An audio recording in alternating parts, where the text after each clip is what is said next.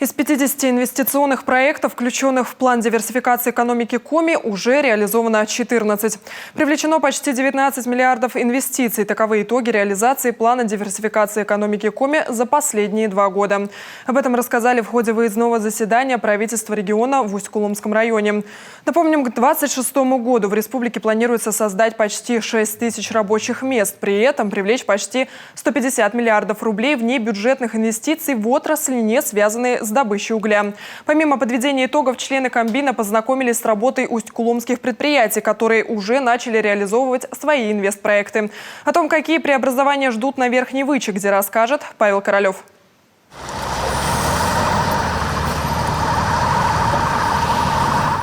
Первая остановка на месторождении Ишкемес. Здесь реализует инвестиционный проект по добыче щебня. Цена вопроса – 450 миллионов рублей. Всего же планируется создать 150 рабочих мест. На сегодняшний день готовность проекта 65%. Закуплено оборудование. Идет монтаж дробильно-сортировочного комплекса. В планах до конца года строительство дороги и присоединение к электрическим сетям. С последним обещает помочь республика. Уже сейчас предприятие обеспечено заказами на ближайшие полгода, ведь качественного щебня в Коми не достать. А в перспективе открытие подобного комплекса позволит в разы удешевить капитальный ремонт дорог региона, а также строительство социальных объектов.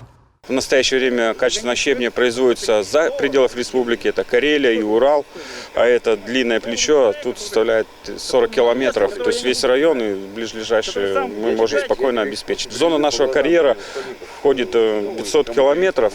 В принципе, не является большой нагрузкой для дорог и остальных финансово-ценовой политики. То есть себестоимость в разы станет ниже и для покупной способности не только предприятий, но и розничной.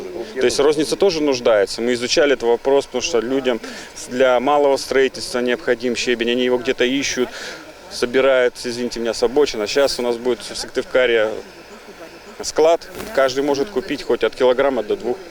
Еще одно направление работы предприятия – резкая обработка камня. Помимо предметов быта, из него изготавливают мемориальные доски усть-куломцам, погибшим в ходе спецоперации. До конца года планируется наладить и производство облицовочной плитки. Из-за необычной текстуры местного камня интерес к нему уже проявляют представители Санкт-Петербурга и других городов.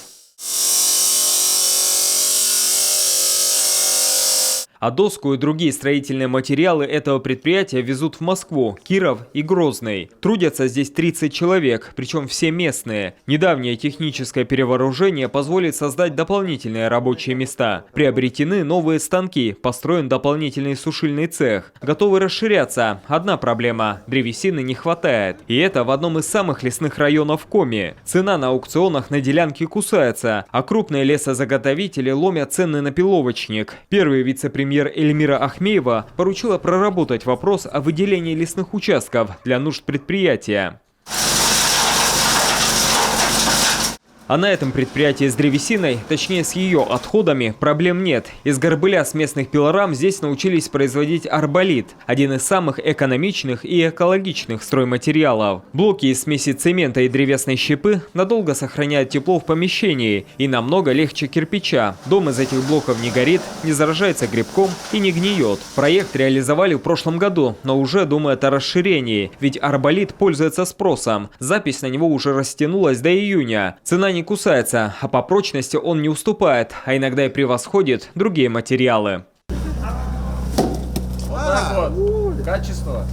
В ход в районе идут и отходы. Их прессуют. Правда, не для производства стройматериалов, а пока для удешевления мусорной логистики. В прошлом году в райцентре заработала первая в Коми перегрузочная площадка с пресс-компактором. Установку приобрели в лизинг. На все про все потратили 22 миллиона рублей. За счет прессовки дневной объем мусора со всего района влезает в 1-2 таких контейнера. А раньше регооператору приходилось делать по несколько рейсов, чтобы вывести все отходы на полигон в Сыктывкар. Между тем, жители района активно включаются в раздельный сбор мусора, а потому в районе мечтают о масштабном техническом перевооружении.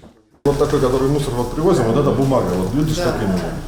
Мы хотели в свое время транспортер купить, чтобы еще сортировать. Удобнее просто было. Но цены поднялись, мы просто... Транспортерная лента.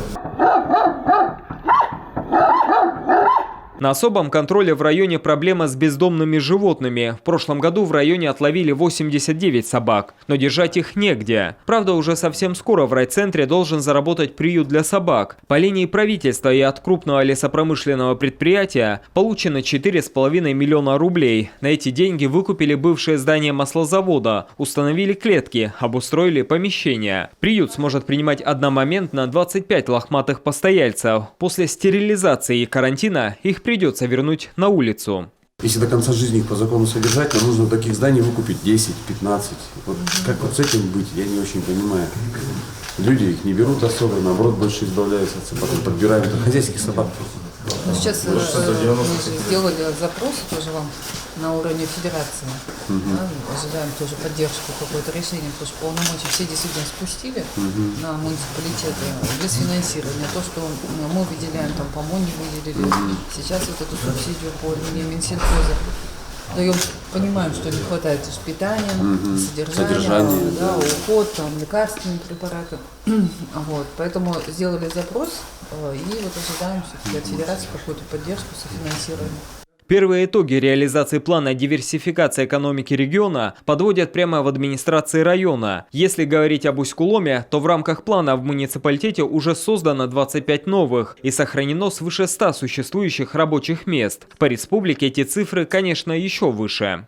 В рамках реализации плана диверсификации по состоянию на 1 января 2023 года общий объем вложенных бюджетных инвестиций составил порядка 19 миллиардов рублей и создано 467 рабочих мест. На сегодня из 50 проектов, включенных в план диверсификации, реализовано в полном объеме 14 инвестпроектов. Остальные, в большей своей части, находятся в стадии реализации. Либо реализация начнется не ранее 2024 года. Между тем, в план диверсификации экономики до сих пор не вошли Печорский, Сосногорский, Кайгородский, Ударский и Усть-Вымский районы. Поэтому первый зампред правительства Коми Эльмира Ахмеева поручает этим муниципалитетам проработать этот вопрос и найти инвестпроекты, которые смогли бы войти в план диверсификации экономики. Павел Королев, Павел Люлянмин, телеканал Юрган.